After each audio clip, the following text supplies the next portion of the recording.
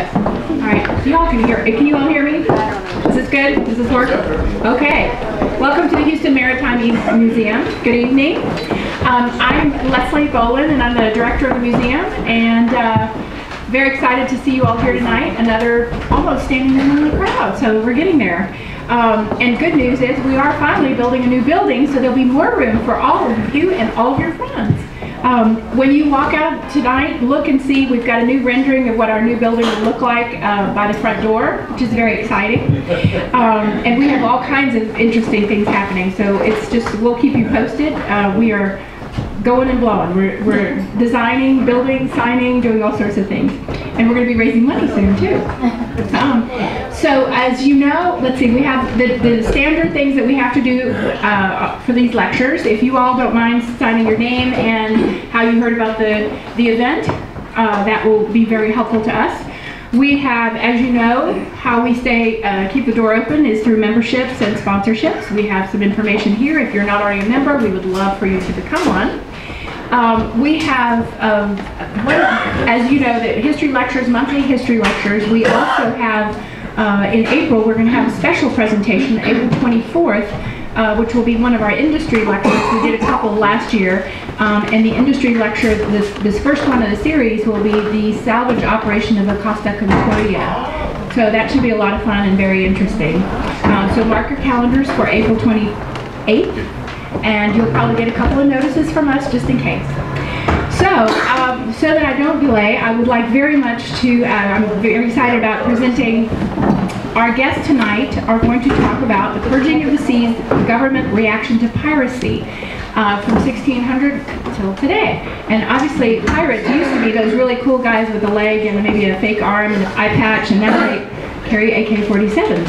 A little bit different, but so we're going to make that journey, I think, tonight. So Dr. Kim Todt and Dr. Elizabeth Nyman are here this evening. Dr. Todt is with the University of Louisiana at Lafayette, and she focuses on the history of early America. So we'll get a lot of interesting, really cool information, I think, there. And Dr. Nyman is also at the University of Louisiana, and political science is your director. So here we go. I'm going to introduce you to our speakers tonight, and thank you for being here.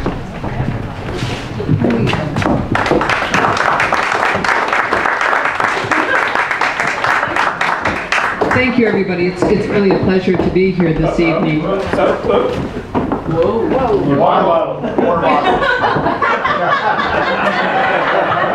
My bad. I've been driving for 4 hours. I have not had dinner yet. No. So thank you very much, Leslie, and all of you here at the Houston Maritime Museum. It's an honor to be here this evening. Tell you a little bit, and this is a story that I always tell my graduate students, and I know there are some undergraduates and graduate students here in the audience. Liz and I started at the University of Louisiana at Lafayette 3 years ago. I had finished my PhD at Cornell, and after a career in business in aviation, and then made the smart move to go to maritime, of course, and we sat next to each other and said, hi, how are you? What do you do? Oh, I do this. Oh, what do you do? I do this. When we mentioned the word piracy, our eyebrows sort of raised each other's. Oh my goodness, well, I'm a historian and you're the current person. And since that time, we meet weekly for po' boys and talk about piracy and what we're doing. So we're working on a textbook together, which we're really excited about. I think it's going to be kind of a unique theme for the classroom. And we talk about doing lectures like this, and so we're here tonight for you, and all sorts of other activities that we're trying to sort of use our unique skills. I think it's very different when you have an interdisciplinary discussion with a historian and a political scientist. We come from very different training and very different perspectives as we look at piracy. So let me get started. Okay. There we go. Okay. So one of the things that I deal with all the time, I'm a walker, by the way, so I'm going to walk in front of things. One of the things that I deal with in early American history is, of course, this wonderful place called the Atlantic world. And it's a really special place for us as historians. It's a paradigm, it's a model that was established about 30 to 35 years ago about how we address everything. So rather than just looking at individual colonies, or rather than just looking at individual nations, or maybe even the relationship between nations, we start to see this whole area as something that's very special. People interact with it in very unique ways, and they use water as that means of transportation. So you have Europe, of course, and Africa, and South America, the Caribbean, and North America, and it's a very lucrative place. Why? Because I'm sure all of you, once upon a time, learned about the infamous triangle, right? The triangle trade between Europe and Africa, and then coming over to the Caribbean or to North America. Most of that involved the slave trade. Yes, it did. But as historians, as newer historians, we're not dismissing the triangle trade, but we're saying that there are other trades involved as well, not just with respect to slavery. So of course, if you are so inclined and want to perhaps make a little money on the side, i.e. take it from somebody else, you're going to look at the Atlantic because it's a really rich area.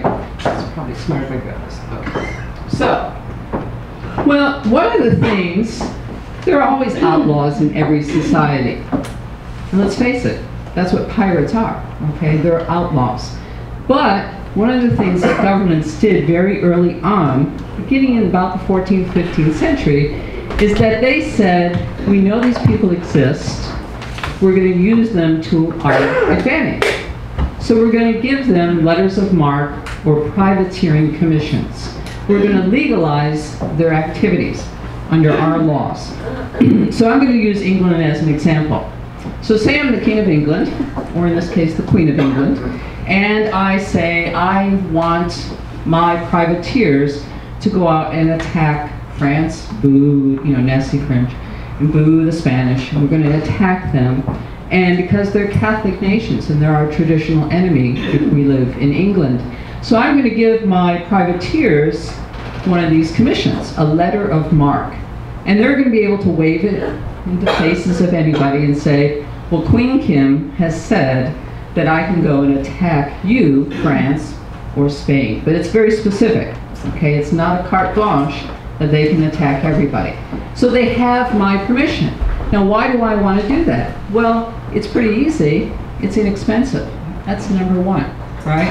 I don't have to pay anything for this privateer to go out and attack France and Spain. That's pretty good from my perspective. I also get some benefit because I say to that privateer, thank you very much.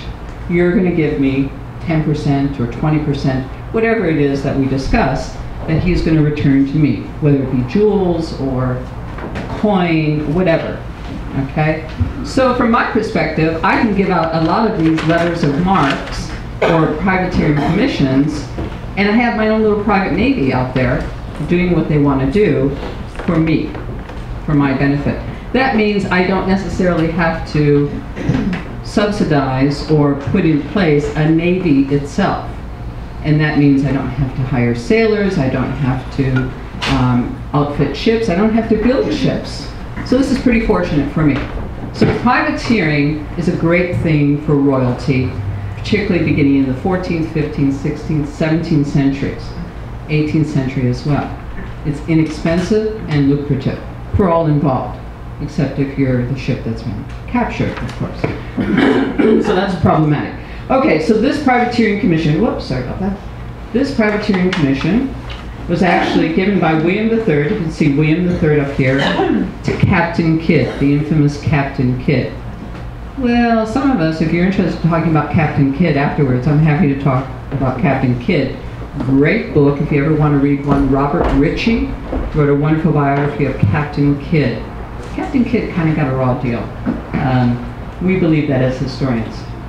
So here's Charles II, and he's signing the Hudson Bay Charter, and Charles is right here, and this allows for privateering. Now, what are charters? They're agreements. The Crown is giving up something to an individual or a group of individuals.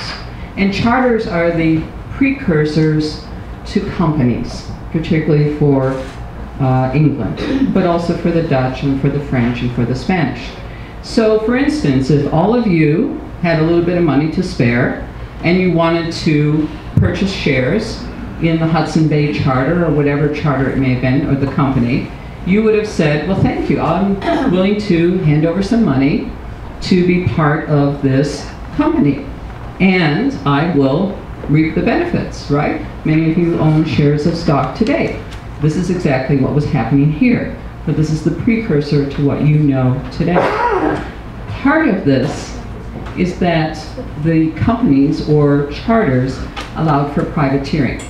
And again, all of that is going to go back to, number one, the company, but also the crown as well. So if you look at charter agreements in place that start to be established, particularly for the New World in the 17th and the 18th centuries, you will see paragraphs that allow for privateering to occur. Okay? So again, this is all state sanctioned, capital S, state, government sanctioned piracy. They want it because it's beneficial. Well, here we go. Privateers are well armed. They have wonderful ships. They have a lot of cannons. They have their letter mark that they can flail around. And they're in search of specific ships. Remember, they're only allowed to attack a particular nation or nation's ships. So again, speaking about England here, I'm going to allow my privateers to go attack France and Spain, whatever it may be at the particular time. So wonderful image here of a privateer flying the flag here of England and attacking enemy ships. Perfectly legal. I've encouraged that as Queen. I want them to go and do this. Blackbeard. Well, Blackbeard, you know, he started out as a pretty decent guy. And then something happened along the way. He got a little angry about things. So he decides that he is going to become a pirate. He's gone from privateer to pirating. And he's a very good pirate. Now, he no longer has my permission to do what he's doing. So he's now illegal. And I will send my Royal Navy out to get him, because now he's disrupting not only French and Spanish trade, for instance, which I had given him permission to do so, but now he's attacking my ships. And I don't like that. That's not allowed. So I'm going to send out my Royal Navy. This is going to cost me money, but he's really, you know, costing me money in a lot of ways. So here's a pirate attack. Very different, right, than a privateering attack. Privateering, legalized piracy. Piracy is illegal under anybody's book. So pirate attacks tended to occur solo ship, right? Ships were traveling in convoys for safety purposes, obviously, in this time period. But storms, events happen where ships are outside of their convoy, and what happens? Pirates are waiting for them. And this quite often happens in near pirate havens. Now, all of you, I teach piracy at UL, and I have students that sells out right away. You know, they all think we're going to learn about Johnny Depp, and we're going to watch all the Pirates of the Caribbean films, you know, and they come in and they're all excited, and I burst their bubble right away, okay? But they understand that. By the end, they understand a lot about piracy. But one of the things they learn about, and Liz and I, this is something that we love to talk about, the comparisons and the similarities between 400 years of piracy, is that pirate havens existed. The Caribbean is one place.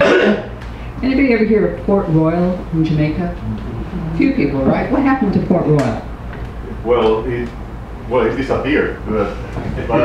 Yeah, 1692. Yeah. An earthquake comes, right, and the whole area disappears. Some wonderful archaeology doing that, maritime archaeology going on now. If you're interested, there are some websites you can see what's happening. They're trying to figure out where all the warehouses were and the merchant houses and that sort of thing, so it's kind of cool. But these pirate havens existed to support pirates. So the whole communities were there to support and receive the proceeds from pirates. And these exist all around the world, not just in North America or the Caribbean, but in China, in Indonesia, in Africa. These pirate havens existed. So this pirate ship is not going to stray very far from its haven. He wants to be able to attack a lone ship. He wants to be able to come back to its haven, distribute the goods from its crew, but also within the community itself. So this is very important. So this changes the makeup. Remember, privateering, legalized piracy. I'm going to bring my goods back. I'm going to bring my spoils back to the monarch who has supported me. Piracy, no. The havens are there for the existence of pirates. Well, Captain Kidd, unfortunately, suffers the ultimate fate for a pirate, right? He's hung because he's a treason to the crown. He's gone outside his letter of marque. He was a privateer. He did exist with the permission of the monarch to do what he was meant to do, to attack ships. But then he's accused of going outside of his letter of marque. And as a monarch, I can't allow that. I have to shut that down right away, because that's against my authority as a monarch. So this is what happens to Kidd. He is hung in London. And remember, he had done his own work around the New York area subsequent to the Dutch leaving. So he's in colonial New York in the late 17th century, early 18th century, but he's brought over to London to face trial. His wife is even arrested as well. And this is his fate. And so he starves to death. He's hung over the Thames, and he's hung in this sort of contraption, as you can see, so that all the sailors sailing by will have seen his body. And they will send the message out, remember, because the waterway, the oceans are wonderful networks of information, and they will send out the information that they had seen Kidd hang and starving to death. And so his skeleton would hang there for months, if not years afterwards, as the flesh and muscle and all the innards are sort of eaten away by crows and whatnot. This was a very powerful message that the Crown sent to the general public, but particularly the seafaring public. If you think you're going to get away with something, I'm not going to let you. My authority is greater than yours. And of course, Blackbeard, the infamous pirate Blackbeard, is in a battle with the Royal Navy. So he is a pirate. As a monarch, I cannot allow. He's too successful as a pirate. I've got to take him down. I've got to devote resources. I've got to set ships from the Royal Navy to go seek him, and I do so as a monarch. And eventually there's a battle, Blackbeard is killed, and again, we want to make sure that everybody sees it, so his head is hung from a Royal Navy ship, and that ship, wherever it goes, and then particularly back to London, everybody will see Blackbeard's head hanging there. Blackbeard was also kind of notorious for his beard, in which he had candles hanging. So you can only imagine the fire hazard associated. He was a bit crazy too. So, but everybody knew who Blackbeard was. So. All right. I'm always jealous she gets to talk about Blackbeard. I mean, like, I get to talk about all the modern pirates, and they're fun, but Blackbeard, you know? So I'm going to bring the story into the present. After the time of Blackbeard, we start seeing a decline in piracy, in part because countries are doing, like Kim said, they're starting to attack these pirates. They want to send the appropriate message. Piracy really goes into decline. It never goes away. There's always outlaws. It never goes away. But you start seeing this big decline. By the beginning of the 20th century, a lot of people in what we call the West, so Europe, America, they started thinking that piracy's kind of dead. Like, we don't really have pirates anymore. Not like we used to. Not with Blackbeard and Captain Morgan and all of that stuff. Piracy's kind of dead. And so we thought this, we actually used it as a case study in, like, how can we draft international law? Back in like the 20s, when people are starting to think maybe we need some like laws, because, you know, World War I was kind of a bad idea. Maybe we should do some stuff to work together. And I'm like, you know, we need something that like really is kind of a safe thing. I know. Let's talk about piracy. Piracy's dead. No one cares. And we had the same thing when we made maritime law in the 1950s. Nobody really thought about piracy because piracy was dead for the most part. Again, in the 70s and the 80s, when we're negotiating the law of the sea, piracy's kind of dead. Well, around 2000, piracy starts not looking quite so dead anymore. First, we see a rise of piracy in Southeast Asia. Then we see a rise of piracy off the coast of Somalia, like my friend over here. And today we're seeing a rise in piracy off the Gulf of Guinea, off Nigeria. So we're seeing pirates rise again. Because of time constraints, we're not going to talk about all those. We're going to focus on our Somali friends, because we got an interesting story about these guys. So everyone's heard of the pirates of Somalia, right? Oh yeah. You know, you've seen the movie Captain Phillips. They attacked the Maersk, Alabama, and took him hostage, and then the Navy SEALs came in and shot all the pirates except one. So, talk a little bit about the rise of piracy in Somalia. What you see going on here is basically piracy occurs for a couple of different reasons off the coast of Somalia. First and simplest, because it can. Somalia is got two beautiful coasts off the Horn of Africa. You can go up to the Gulf of Aden, you can go over to the Indian Ocean, you have lots of traffic going through the Arabian Sea, lots of opportunity. And the other thing that you have going on is in 1991 there was a coup that takes out the leader of Somalia. And Black Hawk Down, all of that stuff, kind of plunged Somalia into chaos. There was no one in charge, because they all agreed they didn't want the dictator in charge, but then once they got the dictator out, they started fighting in and amongst themselves over who would take over. So you have these different warlords that kind of carved out their own areas. So there's no one in charge. There's no Somali Navy, there's no Somali Coast Guard, there's no one to stop people from engaging in piracy. If they want to go out, take a ship, bring it back, beach it until they can negotiate a ransom, there's no government to stop them from doing it. They absolutely can. The other thing that leads a lot of Somalis to take up piracy, and this is the pirates' version of the story, so take it with a grain of salt, but because there's no Navy, because there's no Coast Guard, a lot of these guys allege that people were doing lots of really illegal bad stuff in their waters. Because we have rules about where you can go fishing and how much fish you can catch. If you've ever tried to catch a fish on the ocean, you know all about that stuff. But if there's no one to enforce the law off the coast of Somalia, there's nothing that keeps the Spanish, the Taiwanese, the Japanese from coming in and doing whatever they want to. And so a lot of these guys are alleging, you know, look, I used to fish. I used to be an honest fisherman, and then those foreigners came in and they took all our fish, and I couldn't make any money fishing, and so, you know, I'm going to stick it to them. I'm going to show them that, you know what, they can't do that. If they're going to come in my waters, I'm going to get them. And so there's a little bit of that going on as well. Like I said, that's the pirates' version of the story. In fact, one of the, there's like about 5 different pirate gangs at the height of Somali piracy. One of them named themselves the Somali Coast Guard, as like, this is their version of what they're doing here. So you have all this stuff going on. And for a while there, around about 2008 or so on, all you heard in the news were these guys. They're attacking and they're attacking and they're taking all these ships and they're getting millions of dollars in ransom. We don't know exactly how much they would pull in for ransom, because surprisingly companies don't want to talk about that. Can't imagine why.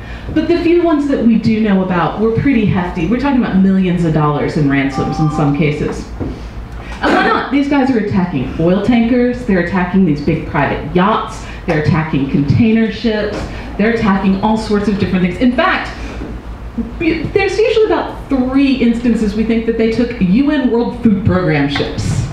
The UN does not like to talk about this because the UN does not want to admit it paid ransom for them. But they're like attacking and attacking and attacking and attacking. So this is from 2011. The yellow dots represent attempted attacks. The orange dots represent actual successful attacks. The purple dots, there's not very many of them, but there's a few, are suspicious vessels sighted but didn't get a chance to attack or not. So you can see, these guys are everywhere. This is from 2011. At their maximum, we're looking about 2 million square miles of ocean that these guys are patrolling, potentially taking hostages, bringing them back, usually to this part of Somalia, the part known as Puntland, and keeping them there for months, years even sometimes, until the ransom can be negotiated and paid. So everyone was like really nervous about these pirates. This is the map from 2014. Notice the difference? It's almost entirely gone. All of those attacks, almost entirely gone. You still have some attempts. You have lots of those suspicious vessels. They're still out there. Pirates haven't gone away. but they're not nearly as successful as they were before. Well, clearly something happened. So there's a bunch of different things that went on to bring us from this to this. I'm going to talk about all of them because it took a lot of different attacks on a lot of different fronts to really try and eliminate the piracy threat. 2014, I mean, the jury's still out, but I can tell you this. We haven't had a single Somali pirate attack this year yet. It's only March. You know, can't guarantee it's going to hold. But we've seen a precipitous decline. What happened? Well, first of all, one thing that happened is the ships started getting wise. If you're sailing through these waters, you know these guys are out there. And so you start taking precautions that maybe you didn't take in 2005 or you didn't take in 2008. You start traveling in convoys, just like they did in the past. You start maintaining 24-hour watch. You start making sure that you never stop when you're traveling through these waters. You start using hoses. You put hoses off the sides of your ships so that if someone came up, these pirates are in pretty small, quick vessels, they'd have to use ladders to get up to the deck of your ship. But if you've got these powerful water cannons, you can kind of like hose them down and keep them from getting up onto your ship. So you have all of that stuff going on. You also have, however, some other stuff going on that governments are doing to try and eliminate the piracy threat, because it's kind of an important area of the world. Lot of maritime traffic goes through these straits. I mean, it's the Persian Gulf up there. This is an important maritime region. And so Somalia doesn't have a government that can come in and take care of the problem in Somalia. But that doesn't mean the rest of the world's governments aren't interested, because everyone wants to make sure that sweet, sweet oil keeps flowing, right? Everyone wants to make sure that this traffic continues to go. Go America. So one of the things that governments did was they came together in these coalitions, that they would work together to eliminate the piracy threat. So this is a picture of Americans who were involved in anti-piracy efforts in 2009. So this is a bit of an old picture. But basically, back in 2001, you guys might remember September 11th, we invaded Afghanistan, little things, might jog your memory. We had something called Combined Task Force 150, which was a coalition of nations whose job it was to prevent terrorism and maritime terrorism at sea. So they were supporting Operation Enduring Freedom in Afghanistan and making sure that our ships were safe from terrorists. And that was 2001. By 2005, 2006, 2007, people start going, you know, what's really a threat are these pirates? I mean, they're terrorists and they attack at sea, and that's important. But now we're starting to see a lot of this piracy stuff, and that's not really our job. We're supposed to be watching for terrorists. We're not supposed to be watching for pirates. And so in 2009, when this picture was taken, we spun off Combined Task Force 151, aren't we clever? Which is led by the Americans. It's based out of the Bahrain, headquarters of the 5th Fleet, coalition of 30 different countries whose job it is basically is to volunteer ships, crews, men to go out and patrol the area for piracy. Now, this isn't cheap by any means, because you're talking about various governments. The Americans are sending out ships, as you see here. Some European countries are involved, Germany, some of the Asian countries are involved, South Korea, things like that. They're all working together and supporting this, and they're donating ships to the effort. Now, again, when we're talking about maritime security, people tend to be a little close-lipped about exactly where they are and exactly how much they're spending and exactly where these ships are and how well armed they are. But Combined Task Force 151 had anywhere from about 5, at the low end 2, at the high end 5 to 10 ships in Somali pirate waters at any given time. The high end, back at that beautiful map you saw earlier, when there's lots of attacks, today it's more like 2 ships that they keep out there. And this is a huge cost to the coalition. It's about $5 million in administrative costs alone in 2013. Just based on the administrative base at the 5th Fleet, because you have the Americans who are in charge, but you also have all these officials from all these different countries who are also involved in the effort, and paying them takes money. So, and then that's not even counting fuel costs, the cost of paying all these soldiers, all this, that, and the other. So it's a very expensive proposition.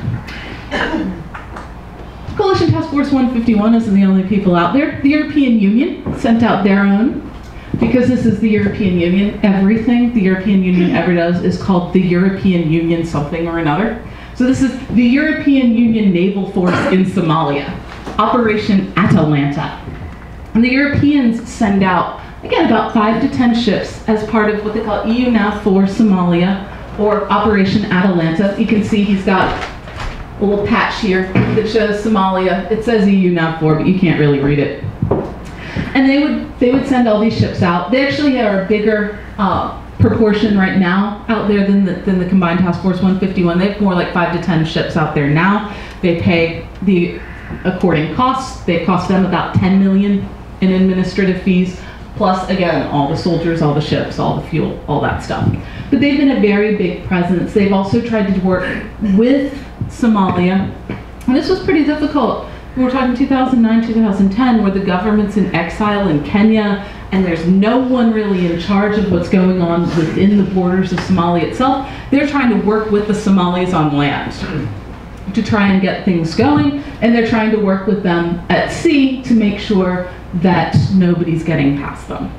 And the last of the big coalitions is also the smallest, but NATO had some ships out there as well, usually 1 to 2 ships, as part of what they called Operation Ocean Shield.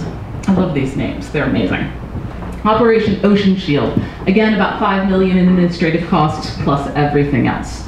And that was 2013, these are 2013 numbers. So at the very least, 20 million in administrative costs from the coalitions alone, somewhere around probably 10 ships altogether at any given time. In addition to all of this stuff, you also have individual navies sending out ships. So the Chinese Navy had a couple of ships out there patrolling Somali waters to protect Chinese vessels. Indian Navy had a ship or 2 out there protecting that. So then you have another about 10 or so of those. Again, most of these countries very tight-lipped on where their ships are at any given moment in terms of public knowledge, but they're out there too. So we got 20 ships protecting 2 million square miles of ocean. Huh, that sounds like an easy job. There's a lot of curiosity about what exactly the role of these coalition forces have played in terms of driving down piracy. Because on the one hand, they're effective.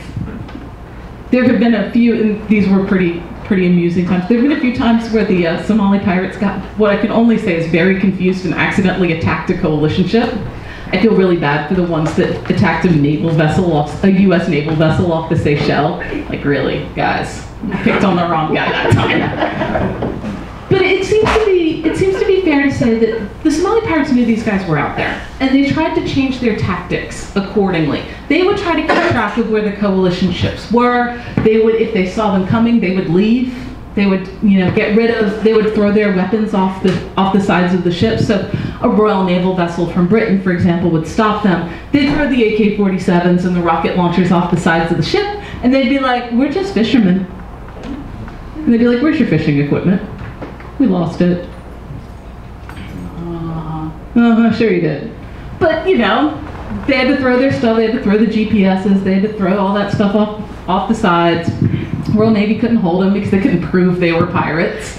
And they'd have to go back to Somalia, and it would cost them money. Every time that they got stopped or they had to flee, it cost them money. It was becoming more expensive and more difficult. You also found that they would change their tactics. They would go to different areas to try to avoid the coalition ships. Sometimes it worked, sometimes it didn't. Arguably, that was one of the causes that led to the hijacking of the Maersk Alabama, Captain Phillips's ship, was that they were trying to avoid the coalition forces, and so they weren't kind of expected to be there. Some of Captain Phillips's testimony is questioned by his crew, but that's one version of the story, is that they didn't expect there to be pirates there because that wasn't a pirate lane. The pirates were kind of driven there because they were trying to avoid these guys. So we see that the pirates are changing their behavior and doing all of that stuff. But probably one of the bigger things that impacted the decline of Somali piracy actually had nothing to do with piracy at all. These are the African Union forces in Somalia. And around 2005, something started happening in Somalia that got a lot of people's attention that didn't have anything to do with the water. There was the rise of an Islamic group called the Islamic Courts Union in Somalia, about, like I said, the middle of the first decade of the 2000s. And people started getting a little nervous about these guys. What is this Islamic group doing? Are they going to be extremists? Do they support Al-Qaeda? Do we really want an Islamic group running Somalia? Is this a good thing? So the African Union, a group of countries in Africa, organized what was called AMISOM, the African Union Mission in Somalia.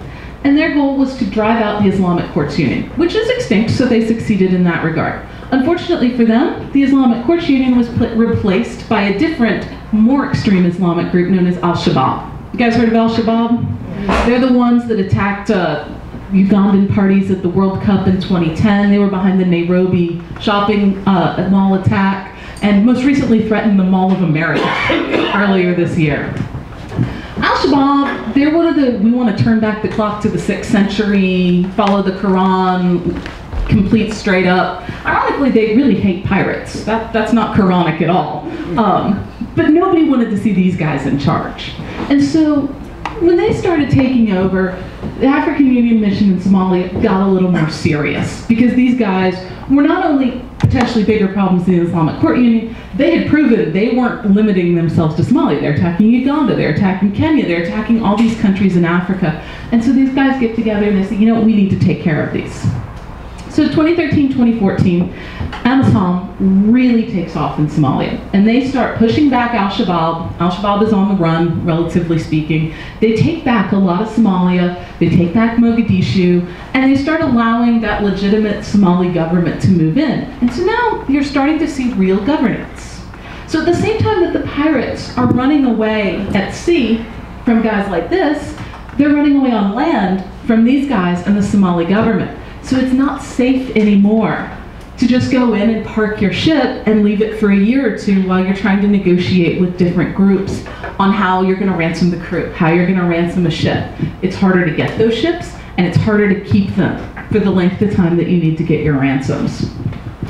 So over time, we start seeing we have this precipitous drop, because they're being chased at sea, they're being chased on land. Nobody likes these Somali pirates. They're gonna have to go. And it's been successful. Will it stay successful? Well, I don't know, I can't predict the future. But that's kind of where we're at this point in time. We've got these pirates, and they're on the run. It's basically the same story in a lot of ways as to the story that she's telling you. These pirate havens, once the pirate havens were no longer safe, you started to see a decline in piracy. It becomes more dangerous, people are losing their lives, all of that sort of thing. It's the exact same story in Somalia as it was in the Atlantic world hundreds of years before. And that's one of the things that we found really interesting. Pirate tactics haven't changed that much. Their weapons have changed, their targets have changed, but who they are and what they want and the best ways to fight them are pretty much the same now as they ever were. It's more expensive in some ways, but the payoff is greater in some ways too. The risks and the rewards are there. And so we've seen a lot of this stuff kind of repeat itself over time. Basically, we got the exact same story now as we did before. All right, that's our talk.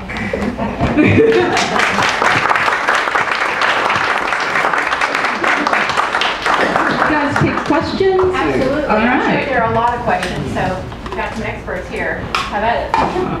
Yes. You know, Somalia, you said there were like 5 pirate groups. Did any group actually specialize in having fishing boats, because you're fishing in our water? And I don't think there's much money to fishing boats. Not so much. Now, fishing boats were taken for a different reason. Fishing boats, especially the larger ones, were used as motherships. So these guys in the little boats would go out and take a bigger fishing vessel, and then they'd take that over, and then it would look really nice and innocent out there, because it really was a fishing boat.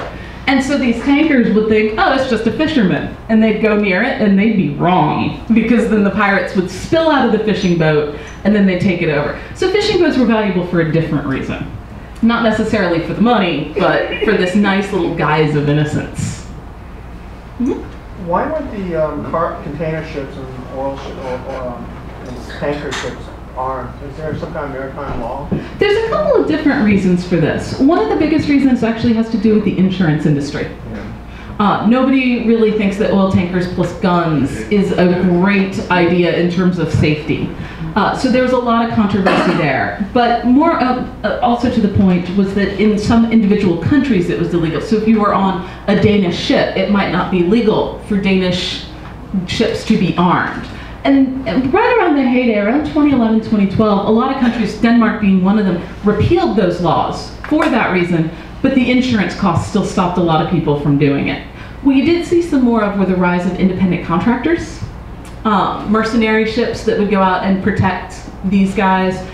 They're kind of shadowy figures. We don't know a lot about them, but they certainly exist, and these companies would pay these guys to protect them, either by stationing them on the vessel or by having them hire a vessel to escort them. You say that the piracy went down in the 1800s, but well, we had some brothers in Louisiana that I don't know why you didn't mention them, but they were raising hell in the Caribbean coast of Colombia, and they were not only the brothers but also Howie, and they were based near you guys. Yeah. Are you referring to the Lafittes? Yes. Yeah, so we, as historians, I think there's a general myth that the Lafittes were pirates. They were more properly termed smugglers because of their activity.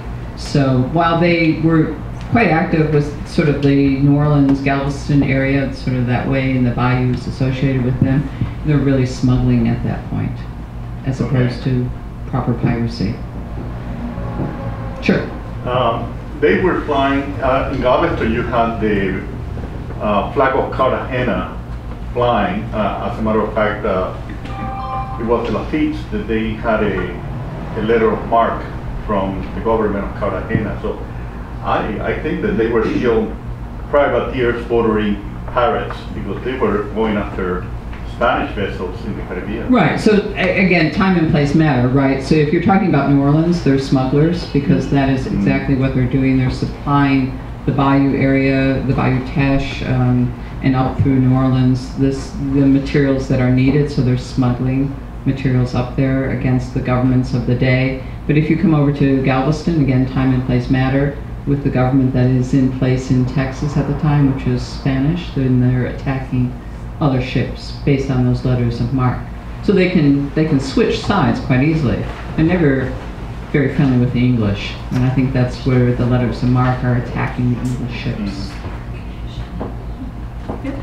During the American Revolution. We know where the question's going. So the letters of marque, would they have come from the individual colonies, from the nascent new government, or where? They're coming from the Continental Congress, and in fact, it's a great question, because I just showed one of my classes a letter of marque issued by Benjamin Franklin. So Hancock is issuing these. Anybody who's sort of president of the Congress at the time period, and Franklin does step in occasionally to act as president, they're able to issue these marques. Because there was no American Navy at that point. No, there isn't. There isn't a Navy until really John Adams starts to fund the Navy as president. Late 1700s when the frigates were. Exactly. That's right. Yes? When you talked about the Hudson Bay Charter, Right. and they had a paragraph in there about letters of marque, would that mean that the Hudson Bay Company could issue letters of marque Both the Hudson Without- Bay... Right. without going to the Crown for approval? Exactly. So if there were pirates or there was something going on around the Hudson Bay, of course we're talking Canada here in that vast expanse of land, the Governor General of the Hudson Bay Company could issue that letter of marque, or the Crown could issue one from England. So in this period, the Crown has wisened up from their experiences, of course, in what was happening a little bit south, and that they're making sure they retain the charter, for instance, and having a little bit more control of who they're putting in place. Could a letter of marque be issued for land forces as opposed to naval forces? I don't think so. I think it was always a naval, on the water situation.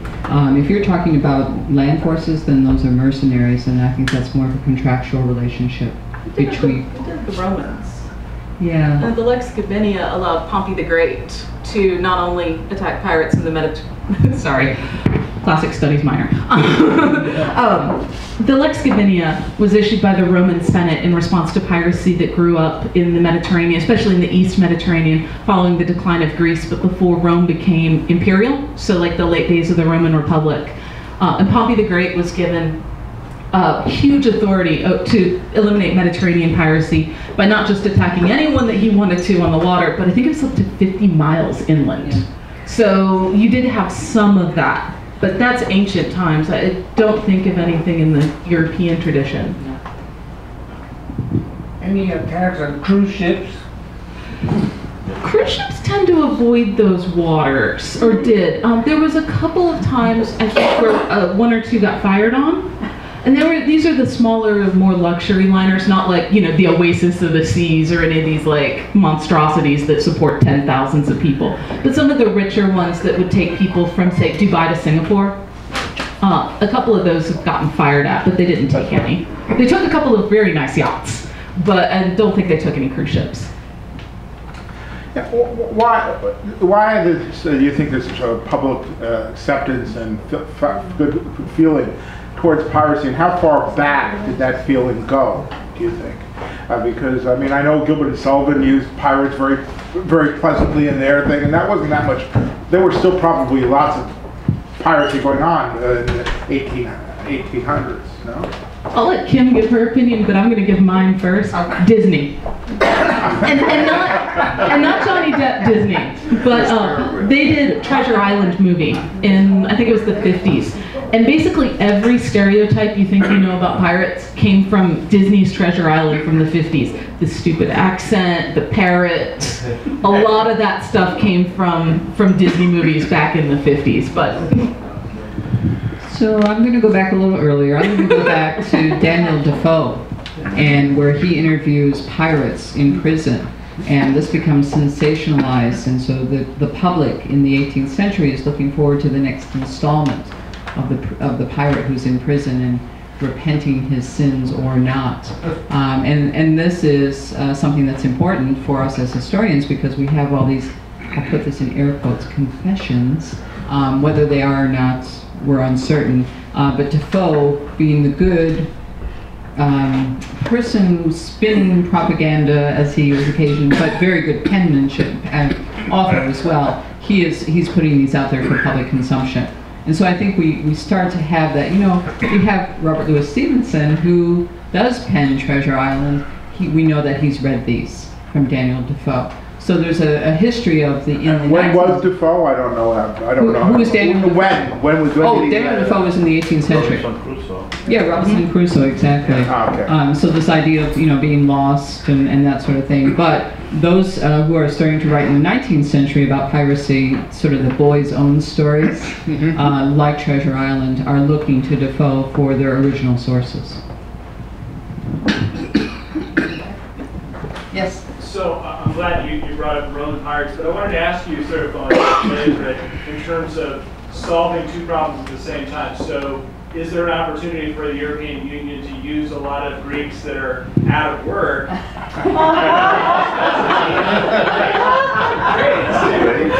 Be involved in controlling these areas that are areas, you know, subject to piracy. I like that idea. The problem is that the way that these things tend to work in these coalitions is whoever sends the ship pays. So the government of Greece would be responsible for paying the salary of all of these Greeks. And well, they're a little cash strapped at the moment. Now, if say Germany were to step up and agree to pay these guys, I think that would be a win-win. But you have to convince Angela Merkel of that, and I bet that's a hard sell. And don't forget, this is skilled labor. Yes. Oh, yeah. So it's beware of Greeks burying ships. I mean, the Greeks are still, I mean, they're still great, they're still great maritime wayfarers today. It's not a terrible idea. But yeah, I don't see how they're going to find the money unless someone gives it to them. And gosh darn it, Germany is like holding the purse strings tight these days. All right, we have any more questions? How about Asian pirates? We hear about Atlantic pirates because we're a Eurocentric Yes. country. A lot of piracy in the South China Sea and so on. Huge amount of piracy in the South China Sea. In fact, when we start looking at women as pirates, and women were pirates, one of the most famous ones was a woman who inherits sort of the pirate ships from her husband and becomes even more notorious in her own right and takes on a younger lover who's sort of her mercenary, and has thousands in her employ and many, many ships as well. So she's quite well known in, I think it's the 17th or 18th century, with respect to her own piracy. But it's endemic and it continues today. Where were the big pirate havens in that area? Well, think about all the islands around Indonesia, all the outer islands of China. So those are the havens for them. That's so on the coast themselves of China. So what was this woman's name? I'm trying to think. I think it's Wang. Pardon me? Madam Chang. Madam Chang, Chaing. Yes, so it's Wang Chang, I believe, is her name.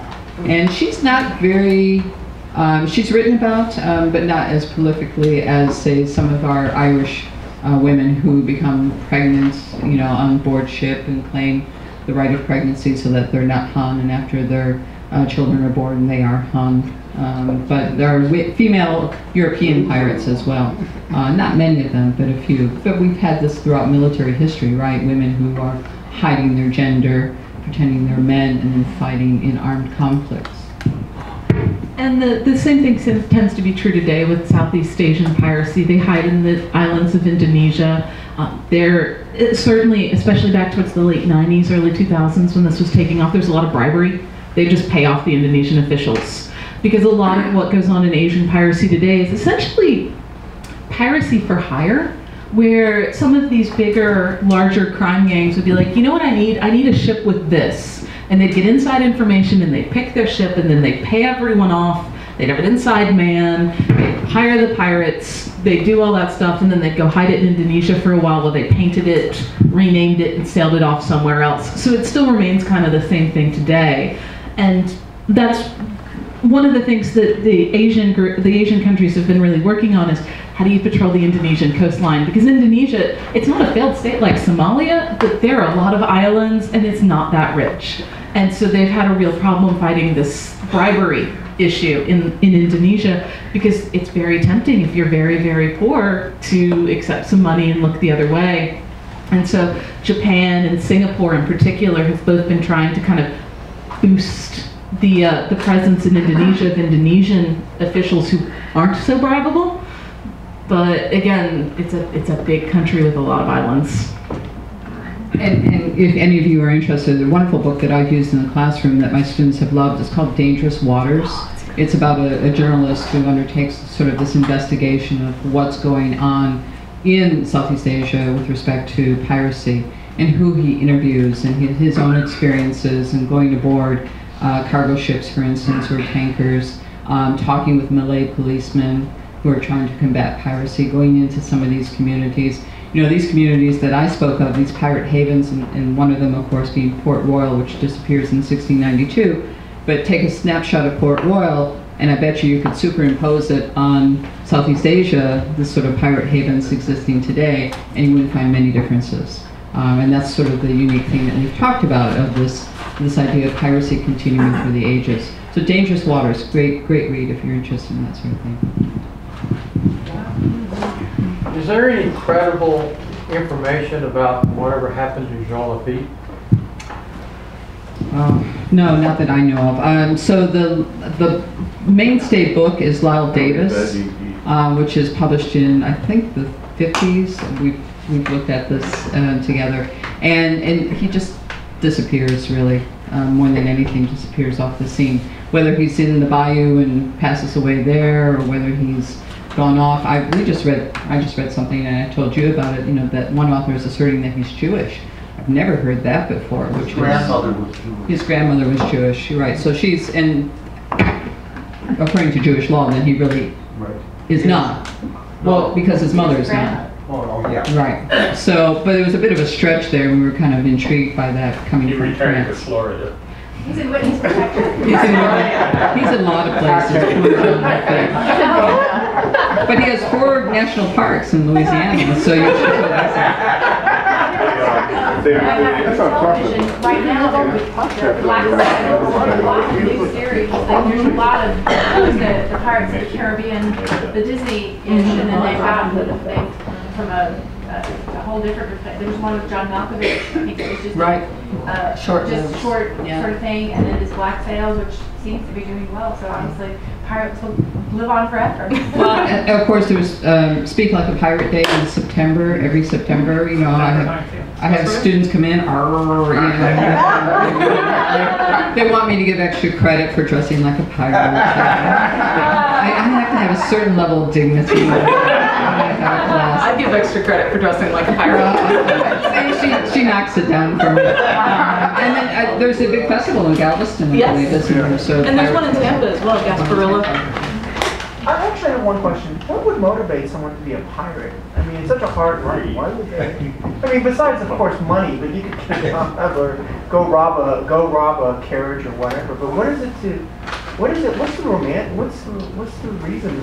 So I'll speak historically, you know, disaffected sons who are never going to inherit because of primogeniture, right? The first son, the eldest son, inherits everything. So they maybe have joined the Navy, the commission has been purchased for them, but the Navy back in the 17th, 18th, 19th centuries is a very hard, disciplined place, and they don't like it, and so they go the opposite way and become a pirate. That's one reason.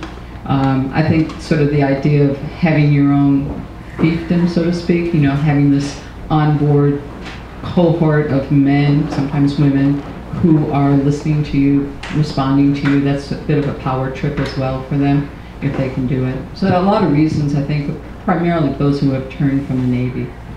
It also tends to be a more democratic environment. So if you're coming from like class-conscious societies, either in the past or today, it's a way to get around those limitations. They wanted to protect them. Yeah. Before they went out on the voyage. Right. And in Somalia and in some other regions of the world, they tend to be children. Like there's a lot of teenagers, 15, 16-year-olds. It's actually very hard to tell in Somalia how old the pirates are because of malnutrition. Everyone's very small. But they recruit teens because they know that they'll be treated nicer, more fairly if they are captured. And of course, you know, 15-year-olds are not necessarily the best at making the appropriate decisions in any given situation. So you have a lot of that going on too. Was the universal punishment for piracy a death sentence, or was that It was applied locally? Yes, absolutely. It's because it just had to be wiped out. So it was not a beheading for the English, but it was hanging. And hanging either in the contraption like you saw, and you would, if you sailed up the Thames, if you sailed up the Thames, you would see these gallows as you continue to approach London. And there's a specific example being shown by the Crown, by the government, that look at all the pirates that we've captured, and we're showing you what happens to piracy. So hanging was the traditional way, not jail at all. And today it's just cheaper. I mean, think about the cost of a court case against one of these pirates, and we've seen it, like the one that we brought back after the Captain Phillips attack and some of that stuff. It's very, very expensive. It's very expensive to gather evidence. It's very expensive for trial. You put them in prison. If you shoot them, you don't have any of those costs. And I mean, it's unfortunate, but it's true. I mean, I think my favorite story is, and it's apocryphal, but I hope it's true, of a Russian naval vessel that caught some pirates in the act, and they literally put them on an inflatable lifeboat 200 miles from shore. Release them, they just let them go. And they said, good luck. Godspeed. And who knows? I like to think of it as the modern version of walking the plank. You know? You put them on an inflatable lifeboat, and you put them out in international waters, and you say, guess what? We're someone else's problem now. And the Russians, you know, I mean. That's true. But yeah, it's very true that it's cheaper and it's easier in some ways to shoot them, and it's perfectly legal. But they didn't shoot them. They did not shoot them. They just said, here you go. Goodbye. Exactly. Bon voyage. Anyway, well, gosh, we could probably go on and on. I thank you so much. This is really exciting and very interesting. And we want to